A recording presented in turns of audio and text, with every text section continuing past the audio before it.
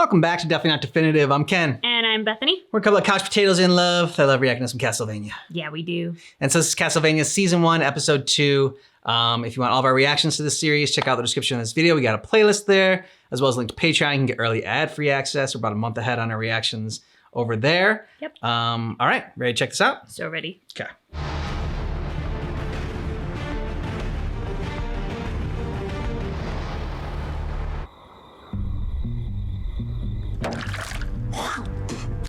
Like the Belmonts, who control all the power. And who's caught in the middle?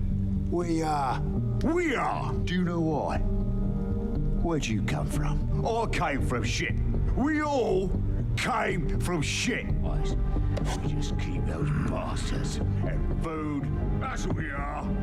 Slaves, the great old... Can I get my ale? It's just that I think I'm sobering up. All right. We want to see some coin from you now. Ooh. He's gonna dump a bunch of coin. No. Oh, okay. What's that on your check? He did this on purpose. Just one more tankard, eh? Something That's a family crest. I don't. Just one more drink and then I'll leave. Really? Look, here's the money. House of Belmont. Family Belmont. I'll just go. Now, you're a Belmont. The Belmonts dealt in black magic. The Belmonts fought monsters, son. So I'm told. This is just an old shirt. The Belmonts were excommunicated by the church because they were evil. Evil. And now black magic is all over Wallachia. I'm leaving. Okay? I'm leaving now. Oh, you can sleep right here. You haven't got your shovel. Nice. I don't need it. Confess. Jesus of Nazareth. Look. Oh. Trevor Belmont. How's Belmont? Now. Yep. Oh. Whoa. Hey. Fucking face down here.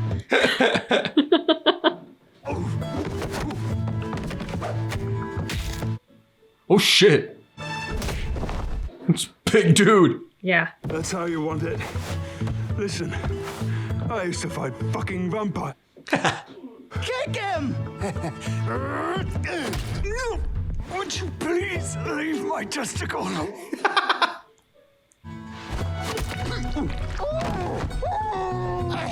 And I've never lost a fight to man, nor fucking beast. Oh,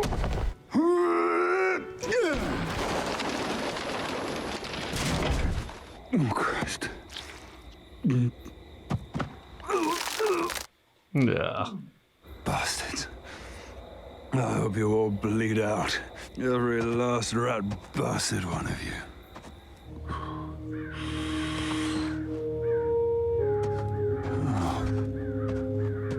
Bloody grey shit. The next town's 40 bloody miles away.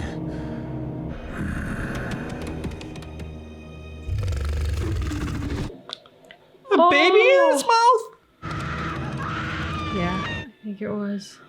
Oh. Oh. No one's getting in, and no one's getting out.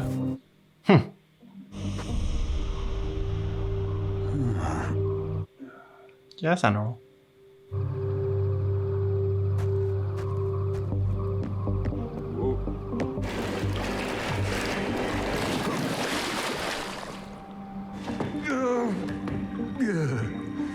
I'm gonna climb a shit pipe in pursuit of breakfast.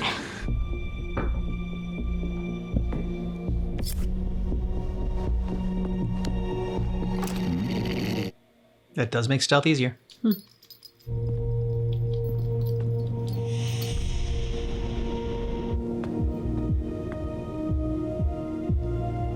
How's that dude still alive? Oh. How are any of these people still alive? Maybe he wanted witnesses. Able to clean up, jeez. But he's got like He's Monster Horde. What does you care?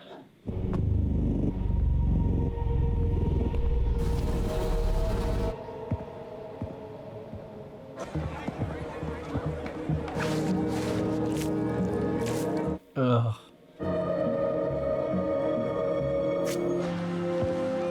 What will 1 coin buy me? Bit of dry goat. I'll take it. Thanks. You want to pass through quicker. Don't need it.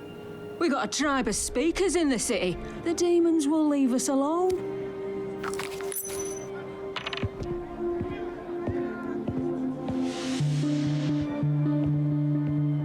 You investigating? There's an old story, the sleeping soldier. They say he was a great hero. What for? To wait until he's needed again, of course. But keep it quiet. The new bishop hates the old wisdom. You know what I mean.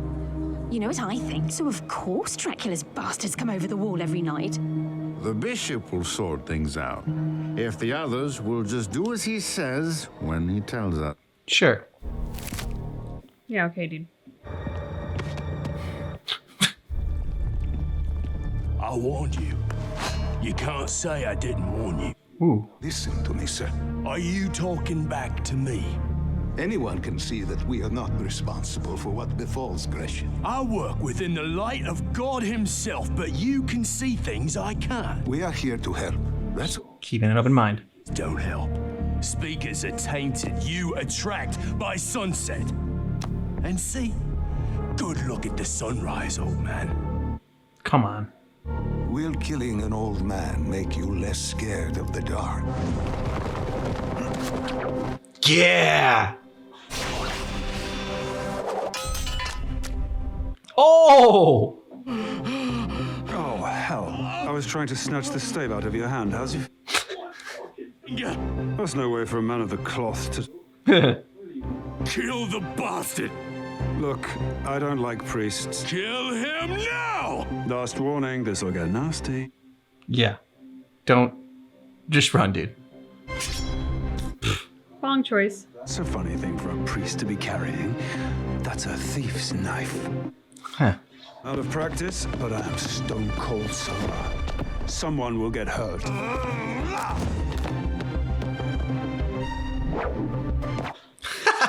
Nice.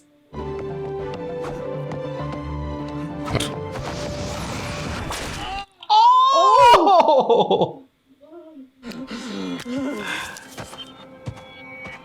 Don't bother this man or his people again. All right, Belmont. It is appreciated. I am the elder of the Codrias. I think you're restrained. You're welcome, Elder. We have settled here in Gresham. No caravans. You have your company on the way to our lodging. Like I knew that, he was holding back. Though I insist we be counted as 12. This is where we live. Please, come inside. Elder, we were worried about you. I told you it was necessary to offer aid to the people. Are you all right? Thanks to this man. He's got a finger in an eye. Yeah, there may be trouble ahead because of it. What did you do? You used violence on them? The younger people believe that words can speak louder. You know of us.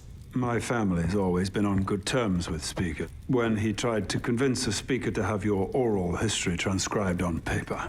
History is a living thing. Paper is dead. Arn, bring our friend some water. Oh. Never mind, then.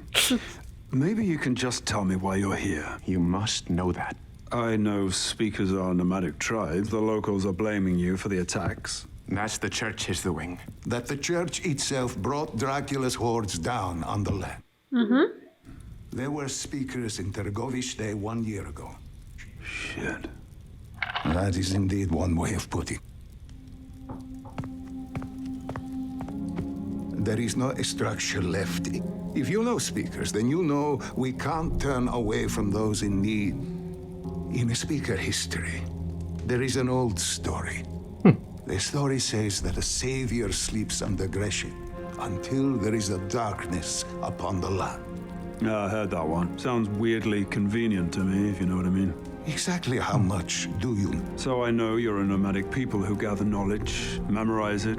Oh, You gather hidden knowledge and have practitioners of magic in your tribe. Vanished is the polite way of saying exiled, hated, and burned out of the ancestral. And so you know that just because we found a story in our past, the wisest and cleverest of our magicians know that to hear stories from the future.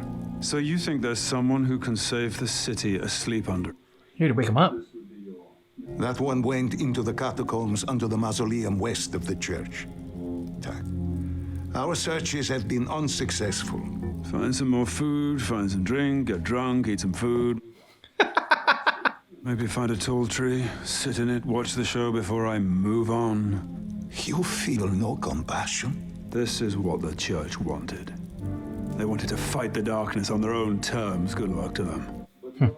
For evil bastards to win power, all ordinary people have to do is stand aside and keep quiet. Yep. There's always a choice. Yeah. Find a good tall tree. You could watch us die too. Head south, hook up with another train. It's his grandchild. Darn. I don't care. It's not our way to just leave our dead unattended to. Yes, we do. But we also... So you're staying to die with the good people of Gresham, not just because it's a good thing to do. If you want to put it that way. Wait outside the city. Give your aid to the survivors when the Night Horde... It's going to be a pogrom. They were talking about it in the marketplace this morning. I find your grandchild. Will you leave this city before nightfall? Yes. Give me that apple. Don't go walkabouts looking for people to give support to. Stay right here. I was just gonna toss the apple back. That would be a dick move. Yep. Well, he's kind of a dick. Our best. I don't care.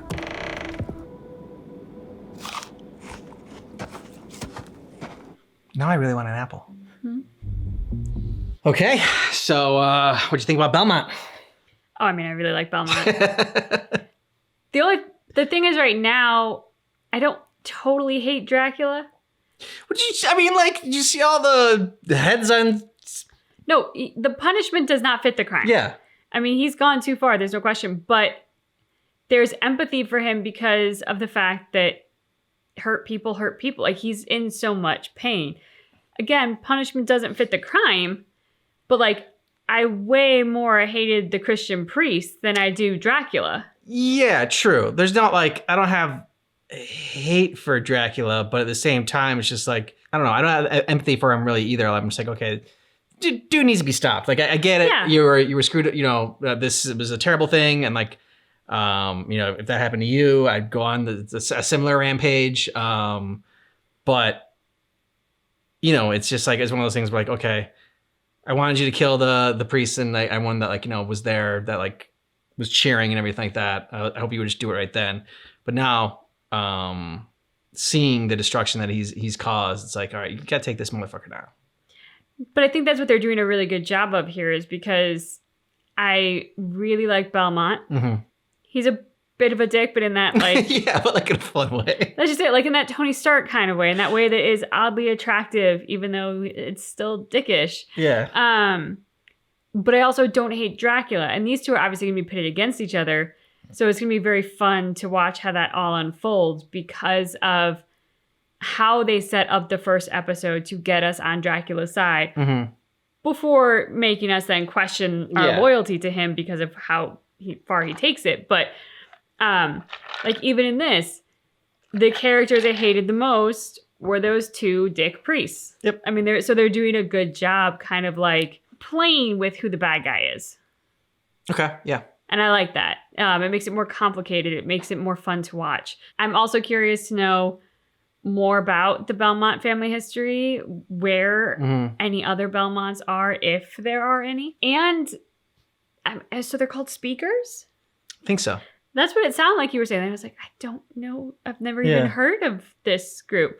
So I also enjoyed that interaction and sort of the moral philosophical dilemma that was being posed there in terms of like, what are you going to do in the face of this? Are you going to just let it go? And he's like, yeah, I'm going to go and drink and get drunk and eat and then, fall asleep under a tree. That's what I'm going to do. And for the speakers to say, how can you just stand by and do nothing? Like we know we're gonna die, but we've decided that's better than to do nothing in the face of what's going on. And I think that's kind of the mark of a true hero, really, is to see something wrong and do something about it. And in like the most extreme situations, when it's going to cost you your life, is like really heroic. But that's where I think you can be a hero from a small, everyday kind of way by stopping a bully at school to like, I hope you're not in that situation where you have to give up your life, but like that's another way. And those are the people that we celebrate for being heroes. And it's interesting because like, he made a great point when he's talking about, he's like, the townspeople brought this on themselves. He's like, oh, it wasn't, their fault. It was people like in charge. He's like, okay, yeah, but those people got in charge and like bad things happen because when the people don't do anything and they just stand by the side. Did nothing. At the same time, he's willing to do nothing and let all this carnage ensue and all these same things. So it's just like, I guess you didn't see the hypocrisy in that statement at the time, because they were saying like, how can you stand there and do nothing? So I thought that was interesting. I thought that was like handled very well. The writing in this is great. I like the dialogue. The scene, like just ripping off the finger and the eye. Yeah. Oof. Yeah, that was nice. I also loved how when they were having that moral question, the speaker also said, "But what about the children?" Like they're doing a great job in showing that like nothing is black and white. Life exists in the gray. Yeah. And so like, yeah, you might think that, sure, let's go down the rabbit hole of like every adult in this town is terrible because they allowed these awful people to get into power. Okay, their kids didn't have a vote. Their kids didn't have a say. Like, it isn't so black and white. It's never, you can never paint a problem with a single paintbrush. And so I love how they had that kind of back and forth and it not being so simple ever. On top of the hypocrisy that you mentioned, like they're just doing a great job showing how no issue is an easy issue. Nothing's black and white. Nobody is a total sinner or saint. We're all a little bit hypocritical sometimes. Like they're doing a great job with pointing out the humanity of people in this episode. And we talked about this before about, like bad things happen, like when good people like just don't do anything about it. And someone in the comments and had mentioned the fact like, oh, well, it's like, if I'm walking home, these people are mugging somebody or raping somebody, like, and like there's three of them, they have guns and knives or something like that. Like, am I supposed to risk my life and, like my, protecting my family to save this person? Or it's like, this is on them. Like they're the bad people that are doing these things. And it's like, you don't necessarily have to risk your life in doing that, but there were other things that like you could do, like calling the cops, screaming fire. Like, running into a bar and grabbing a bunch of other people and going out there and attacking them. And it's like one of those things where like, if you don't do anything, like we can't all be those heroes that are, like the police and firefighters and soldiers that like go and put their lives on the line. You don't need to be that kind of hero, but like the evil will still persist if you do nothing. Like, cause if you don't call the cops or do anything like that, then maybe this crime wasn't your fault, but if that person gets away and does another crime because you didn't do anything about it, then that's how it happens. That is then part of the problem.